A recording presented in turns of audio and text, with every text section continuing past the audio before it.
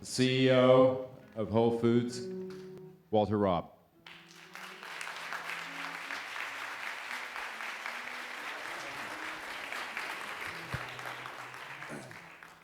Where's my clicker here? Hi, everybody.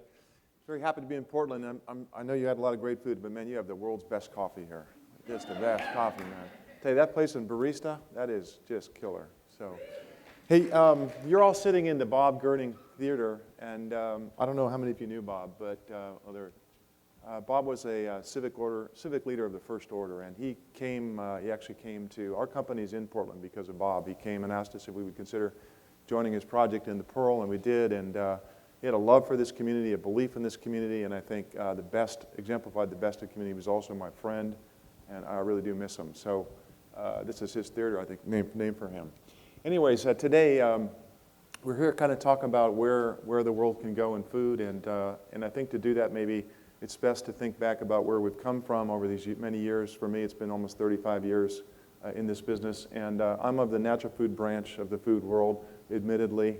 Laurel's Kitchen was the first cookbook that I had. And how many of you know this cookbook? It's been around forever, right? I got a dog-eared copy in my kitchen, turned page 280, which is how you cook beans and grains. And what I like about this is simply to remember that natural food, again, is simple, basic, traditional food, beans, grains. And it's a good thing to remember, even as we get into all the different ways in which food can show up, that you've got these beautiful, simple ingredients that are always there. You have to learn how to cook. And that's kind of what that cookbook was all about for me. Also, I think we had some very profound thinkers. We had Rachel Carson reminding us that you have to do this in the context of the environment. It's not a blank check with the environment. You had Schumacher reminding us that even if we thought we were beating nature, ultimately nature would win. And you had Sir Albert Howard, who was a soil scientist, reminding us this whole great thing is connected between the soil and the plants and the people and their health. And this is how we ought to be thinking about it holistically. So very inspiring for me. So with that in mind, where are we right now in 2012? These are actually pictures from all of you the last couple of days here. I think we're at a remarkable spot. I'm not sure there's lots of reasons to be pessimistic about where the world is right now. There's the Farm Bill, for example, right there, right? I mean, where is the Farm Bill? It's stalled right now. You got GMOs, you got concerns about GMOs, you got concerns about pesticides, any number of issues. And yet, from where I sit, the world, it's incredible reason to be optimistic because there is a generational revolution that's happening. It's happening right now. I think we're well through the threshold of that with a whole new generation of producers, of local producers and local activity that's happening right around here that's very, very encouraging. If you think about it, World War II, after World War II, really started a generation of grocers and a generation of producers and a generation of agriculture that's been very faceless. And it's kind of, I think, run its course. If you look at the results of the financial results of many companies over the last couple of years, they're starting to have a hard time to find the growth. The growth in this food industry is all in places like this, right here. This is where it's all happening. And for me, I remember growing up, my mother served me bird's eye orange squash. And I couldn't even put the succotash one up here because I had to feed that to the dog. It was so bad. But do you guys remember, this is how food came? Was in this frozen sort of package, and now you think about the joy of just taking a beautiful squash and cooking it and enjoying it in all the ways that you can do that. We've come such a long way, and there's so many wonderful young producers now. Here's one that you think heard from yesterday that's right here in Portland doing ice cream. She started at the farmer's market, apparently, and I don't know, are you here, Lisa? Anywhere? I don't know if she's here, but this is true across the whole country. There is a whole new generation of people in food that is very, very exciting. I can tell you from traveling all around, this is happening in each and every city that there's producers. Some are now reaching the next generation of their growth, but there's other young ones that are coming up to produce food as well. I think it's incredibly exciting. Right, also here in Phoenix, right here in Portland, you also have the Phoenix egg, which is where they're raising fresh eggs right inside the city limits, right? And we're selling some of their eggs at the store as well. And I think it's just amazing that we're redefining urban agriculture once again as well. So I want to talk about, given that I think what is the size of the opportunity right now, which I think is huge. I think the glass is really half full. I think I think the thing is actually really tipped. Healthy foods have moved to the fore and unhealthy foods have moved to the rear, and they're having to account for themselves as to why they're here and their effect on folks and effect on communities, I think it's a major, major tip. And so this question about scale, I think the size of the opportunity requires us to rethink about the size of our aspirations. And in order to really step into the size of the opportunity, I think we've got to reapproach the sort of question of scale. And scale is kind of it's not a very pretty word. When I looked it up last night, it doesn't really have much of a meaning other than things that hang out on the fish. But actually, it's, you think about it, we're having to invent kind of a new vocabulary around local and scale, because local doesn't really mean so much anymore. Uber local, that sort of thing. This is an example from Boulder, Colorado, of Heirloom Gardens, where they're actually taking people's households and they're aggregating their garden space, and then they're adding the vegetables up, and then they're selling them to CSAs and to other groups. So one example of how scale has gone the other direction.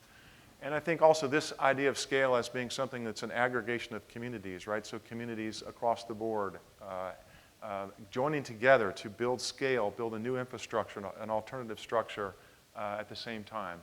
And then this is an example of where I think larger companies' scale is very, very positive, because you need both. You need big and small. This is Organic Valley. These folks are from, I've forgotten the place in Oregon. I've forgotten the town, I apologize. But Organic Valley has 36 farming families in Oregon. And if you add Washington, there's 66 farming families. They're processing 140 million pounds of milk a year. And they've got 3 processing facilities in Oregon to do this. And the advantage, I think, of these producers being part of the Organic Valley Co-op is that they have access to veterinarians, to estate planning, any number of features that support farmer sustainability that they wouldn't have access to just on their own. Also, not to mention which they can balance out the milk supply and have it available year-round, give farmers opportunity to sell to markets beyond just their local markets. So there's a lot of ways in which companies are producing real benefits by having a little bit more size. And obviously, I may have a bias on this particular subject, but I am just trying to challenge the perspective that big is necessarily bad. And that I don't think big is always bad. I think big can be good as long as it's ethical and responsible. I think we need new tools to measure that and hold folks accountable.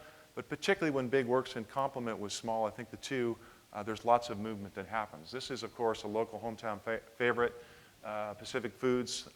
The great example here, for example, is them taking their soy milk and tailoring it to be eligible for the WIC program, the federal WIC program, which is really kind of a cool idea, using their size. I talked to Bob this morning. He's out there with his turkeys this afternoon, and he's very happy to be with his turkeys this afternoon. So, I've been reading, and while we're also approaching the question of scale and whether this is a good or bad thing, and I think it's a good thing, and because I think we need to do it, is I've been reading these 2 books. I read Tracy McMillan's book on the right, which is The New American Way of Eating, where she went undercover for a year. Some of you may have seen that book. And Will Allen, I just finished reading his, and he's been doing Growing Power in Milwaukee. And I think we have to also confront the questions of racism, classism, and elitism. These are questions that are out there. The question of why is this stuff so expensive? Why is it only for the rich people? Why is it not in certain communities? Will Allen says it this way in his book. If you haven't read this book, I'd urge you to kind of read it. And I think he asks these very profound questions about where all of this is going. And if we're talking about where it should go, these questions have to be on the table. This is an example of kids in Cleveland. This is a recent data kids have had by lunchtime in Cleveland. This is 109 schools. 3,600 calories already by their lunchtime, which includes, by the way, a croissant breakfast and a donut, which qualifies because it's got sprinkles on it modified with vitamin A. So this is a poem that Billy Shore gave to me, and you heard from the First Lady of Oregon yesterday about the kids, right? And we have still over 17 million kids in this country that don't have enough to eat. This is a poem that Billy, who runs No Kid Hungry, gave to me. I have it on my desk to just kind of remind me, when there is hunger or need, there is betrayal. And it's just a reminder of how we still have so far to go in terms of these basic problems. And recently, the New York Times, 2 days ago, came up with some new studies that just verified that in poor neighborhoods, we have poor results. When the folks move out of the neighborhoods, we get better health and well-being. These are profound findings from social science that are talking about the importance of the fact that we've got to bring food, fresh, healthy food, to all communities. And there's thousands of communities, including right here in Portland, don't have access to fresh, healthy food. And it's basically something that has to happen. If we're still talking about this 10 years from now, we will have failed as a revolution. And so to Detroit, where we're making our own little effort. You can see the health outcomes in this community of Detroit right now. The incidence of diabetes and heart disease and coronary and things are well north of the averages as a result of living in the community of Detroit. Our little store that's happening in next year, where we're trying to make an effort to put one of these stores there and do our part. And I've heard all the cat calls and the boo birds about how Whole Foods is going to show up there on the pricing, but I'd rather steer right into these questions about the cost of food and into where the stores are in order to be able to do it and answer those questions. I think we need to do that as a whole food movement. And so this is another one of the great success stories from Oregon, which is a bunch of ranching families. Doc and Connie Hatfield. We lost Doc this year, but I think Connie may be around. In any case, bringing it all back around to the fact that, and I think I'm out of time, is simply that, as Sir Albert Howard said, it's the great circle of life. It's the question of health and life are inseparable at the end. I'd like to see us do it by remembering where we can, use that to guide and steer us, really see how big this opportunity is right now to really impact the world. Use every tool we can at our disposal to really make the maximum impact and make sure that we take into the tough questions, set our sights high, wide, deep, and broad for the years ahead. So thanks very much.